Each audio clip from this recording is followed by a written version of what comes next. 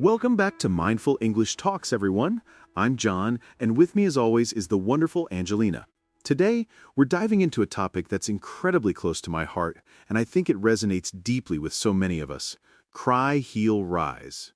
It challenges a lot of what we're taught about strength. It really does, John, and it's such an important conversation to have, especially in a world that often tells us to suck it up or be strong by pretending nothing bothers us.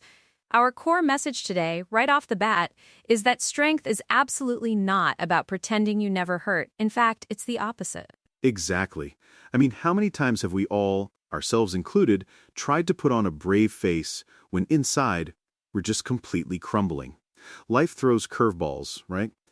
Pain, disappointment, failures, they can leave you utterly exhausted, emotionally drained to the core.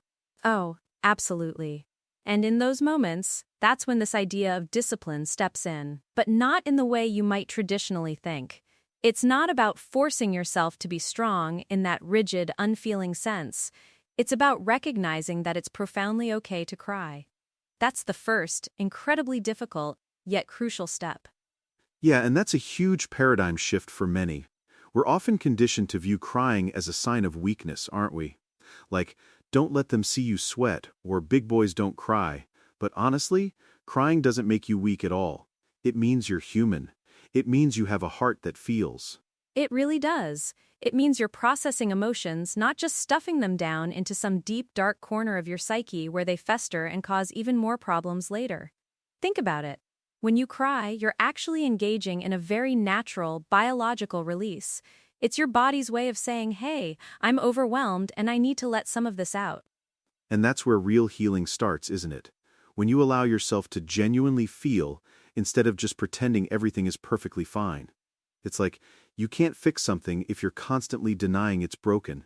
You have to acknowledge the pain, sit with it for a bit, before you can even begin to mend. Exactly. I've heard so many stories, even in my own life, where people push through tough situations saying, I'm fine, until they hit a wall. And that wall is often a breakdown, or chronic stress, or even physical illness, because those unprocessed emotions have to go somewhere, they don't just disappear. That's so true. It's a brave act to be vulnerable, to sit there and allow yourself to feel the sting of a disappointment, the ache of a loss, or the sheer frustration of a failure. It's uncomfortable to say the least, but it's essential for moving forward. But here's the kicker, and this is where discipline truly comes into play. You can't stay stuck in that pain forever. Right. That's the crucial next step. It's not about wallowing, it's about acknowledging and then transitioning. After the tears, after that initial, raw release, comes the process of healing, and that's where you slowly, sometimes painstakingly, begin rebuilding yourself. It's not a switch you flip, it's a gradual construction project. Definitely.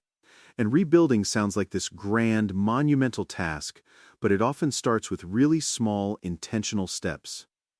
What does that look like in practice, Angelina? What are some of those initial steps when you're in that rebuilding phase?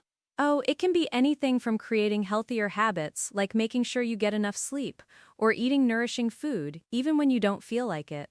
It can be setting clearer boundaries with people in your life who might be draining your energy. Or it can be working on a stronger mindset, maybe through journaling, meditation, or just consciously reframing negative thoughts. Those are all fantastic points. I think for me, setting boundaries was a massive part of my own healing journey after a particularly tough period. I realized I was giving too much of myself away, and it was leaving me completely depleted. Saying no became a form of self-care, a way to protect that vulnerable space while I was rebuilding. And that's discipline, isn't it?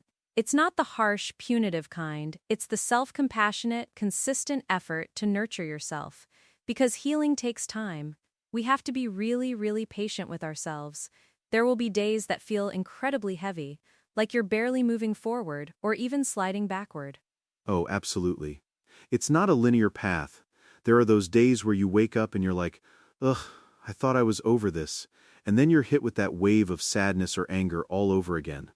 And then there are other days that feel surprisingly hopeful, almost like the sun is finally breaking through the clouds. That's it. It's that ebb and flow. But the key is to keep going anyway. Even on those heavy days, every single step forward matters, no matter how tiny it seems. Just getting out of bed, taking a shower, making a healthy meal, those are victories when you're in the thick of it.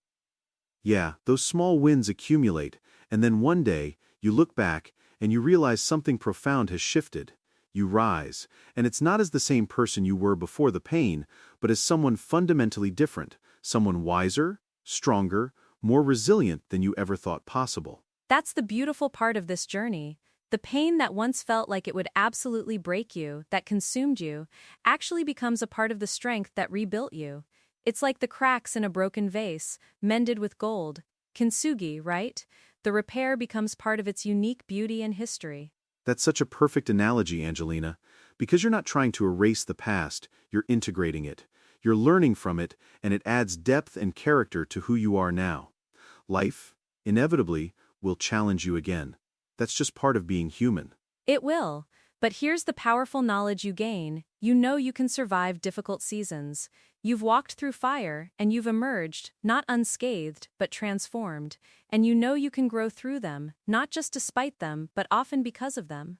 That inner knowing, that self-trust, is invaluable. It shifts your perspective completely. Instead of fearing future challenges, you approach them with a quiet confidence that says, I've been through tough stuff before, and I made it. I can do this again. Absolutely. It's a testament to the incredible resilience of the human spirit. So if you're listening to this today and you're in a place of pain or trying to pretend you're not, remember this simple but profound mantra. Cry when you need to. Give yourself that permission. It's not weakness, it's the first step toward reclaiming yourself. And then, heal with patience. Understand that it's a process. There will be good days and bad days, but consistency and self-compassion are your allies here.